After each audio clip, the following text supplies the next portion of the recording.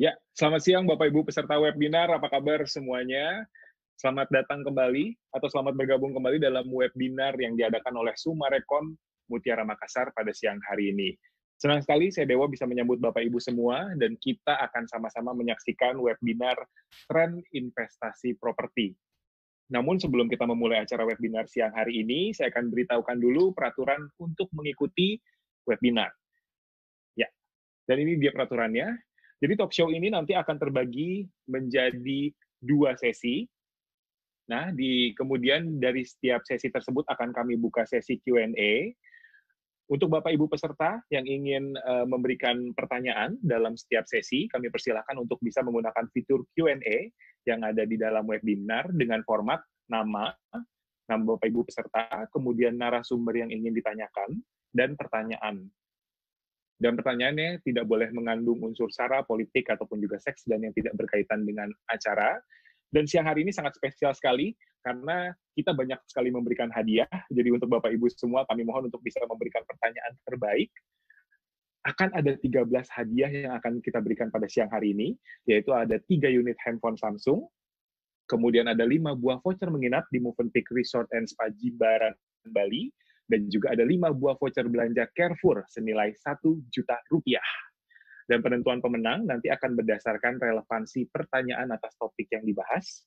Dan kami mohon maaf kepada pemenang di webinar-webinar sebelumnya, tidak akan kami menangkan kembali dalam webinar siang hari ini.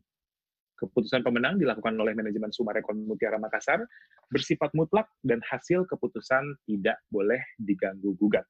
Baik, tanpa berlama-lama lagi, untuk memulai acara kita pada siang hari ini, saya akan mengundang host kita yang paling cantik. Kami undang Melanie Putria. Kami persilakan, Mel. Terima kasih, Dewa. Bapak, Ibu, Assalamualaikum. Selamat sore. Agak kareba, semoga selalu dalam keadaan sehat ya. Perkenalkan, tadi Dewa juga sudah sedikit menyebutkan nama saya. Nama saya adalah Melanie Putria. Mungkin Bapak Ibu masih ingat dulu saya pernah menjadi Putri Indonesia di tahun 2002. Dan sekarang saya sedang aktif sekali di dunia olahraga dan saya sangat mencintai properti. Karena itulah saya hadir di sini. Dan senang sekali rasanya bisa bertemu dengan Bapak Ibu sekalian. Walaupun kita tidak bisa bertatap muka secara langsung, tapi tetap kebersamaan kita dan kehangatan kita tidak berkurang ya Bapak Ibu. Kalau kata orang sih, jauh di mata, dekat di hati. Ya kan? Setuju ya? Oke, baik. Tadi Dewa juga sudah sampaikan bahwa hari ini Bapak Ibu boleh ikut berdiskusi juga bersama kami. Ada interaksi dan nanti akan ada hadiah bagi Bapak Ibu yang beruntung. Baik, kalau kita bicara soal pandemi ya Bapak Ibu, kan ini obrolan yang sudah menjadi bahasa hari-harinya kita ya, pandemi COVID-19. Semua sektor pasti merasakan dampaknya. Saya, Bapak dan Ibu sekalian pasti juga terdampak. Tak terkecuali sektor properti, kalau kita berbicara mengenai properti di hari ini. Banyak yang berpendapat bahwa saat ini investor sedang dalam kondisi wait and see. Jadi ada kondisi hold and see. Nah, ini membuat para pengembang jadi harus berputar lagi nih ya untuk mencari inovasi baru, memutar otak lebih hebat lagi untuk bisa menghadirkan produk-produk yang terbaik dan mampu diserap oleh pasar atau masyarakat. Atau dalam hal ini oleh kita. Nah, kalau kita bicara mengenai industri properti, sudah pasti pergeserannya bukan hanya di sektor industrinya saja, tapi bagi kita, masyarakatnya juga mengalami perubahan gaya hidup, perubahan behavior. Kalau tadinya nih Bapak Ibu, rumah, banyak di antara kita yang menjadikan rumah hanya sebagai tempat singgah. Ya kan? Ayo, di sini siapa Bapak Ibu yang juga sama mengalami hal tersebut?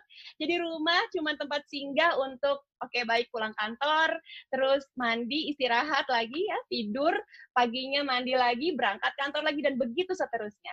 Tapi dengan adanya pandemi ini, justru menyadarkan kita Bapak Ibu, bahwa rumah bukan lagi hanya menjadi bangunan semata, rumah bukan lagi hanya menjadi tempat singgah, tapi rumah sudah menjadi nyawa bagi kita.